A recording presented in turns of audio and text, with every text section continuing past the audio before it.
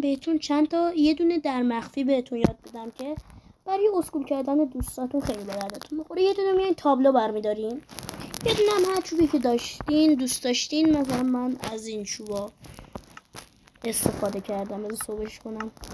من از این چوبا استفاده کردم که برای ویدیوی قبل بود که دستم دیگه نذاشتم بره. مثلا ما اینجا اومدیم یه خونه ساختیم. من کوچولو میسازم که اسیر نشه.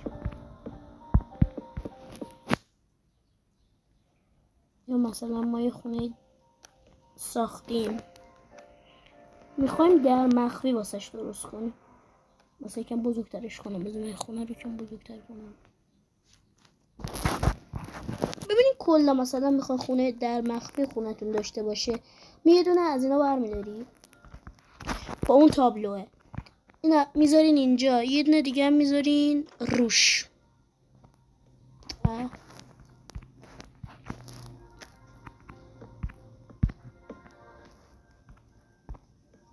یه دیگه هم میذارین روش که 2 دره بشه. وقتی 2 دره شد این دوتا رو باز میکنیم و یک دونه از این تابلوها رو میشینیم و میذاریم. ببینین وقتی گذاشتیم الان تو خونه، بعدش از اینجا راحت میتونیم رد شیم. میشه در مخفی. بعدش من میام واسهتون توی خونه انجام میدم. مثلا خونه یه خونه بسازم، مثلا استوب کنم. خب مثلا من این خونه رو ساختم، میخوام واسش در مخفی بسازم. 2 تا اینطوری درست میکنیم. خب یه دونه از این میذاریم پایین، یه دونه از این میذاریم بالا و یه دونه تابلو. ببین بعد بشینیم حتما تابلو رو بذاریم، اونطوری در باز میشه. میشینیم تابلو رو میذاریم. الان مثلا یه تابلو جدیده، همین تابلو مثلا من گذاشتم اینطوری، میام بالا میگم با بعد درش میشه.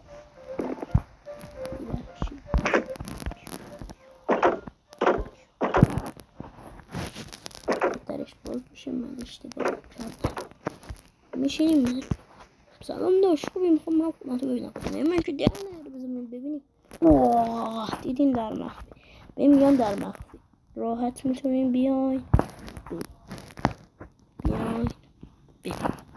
یه بار دیگه آموزشتون بهتون بدم که برای اونایی که قشنگ نفهمیدن.